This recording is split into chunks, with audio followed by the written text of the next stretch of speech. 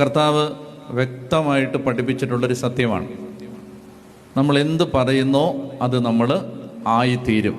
ഒന്ന് ശരിയാവാൻ പോണില്ല, ഇത് നന്നാവാൻ പോണില്ല, നിന്റെ തലവട്ടം കണ്ടേ പിന്നെ ഗുണം പിടിച്ചിട്ടില്ല, ഇങ്ങേരെ കെട്ടിയ പിന്നെ എനിക്ക് ഐശ്വര്യം ഉണ്ടായിട്ടില്ല, ഈ ഇവിടെ വന്നതിന് ശേഷം ഗുണം വന്നിട്ടില്ല, ഇത് നന്നാവാൻ പോണില്ല, ഇങ്ങനെയൊക്കെ പറയുമ്പോൾ ഓർത്തോണം നീ എന്ത് പറയും ആയിത്തീരാൻ പോകുന്നത്.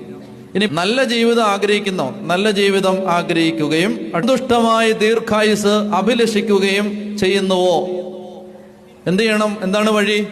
തിന്മയിൽ നിന്ന് നാവിനെയും വ്യാജ ഭാഷണത്തിൽ നിന്ന് അധരങ്ങളെയും സൂക്ഷിച്ചു കൊള്ളണം. കെട്ട വാക്കുകളുടെ ഒരു പ്രപഞ്ചം തലയ്ക്ക് ചുറ്റും കൂടിക്കിടപ്പുണ്ട്.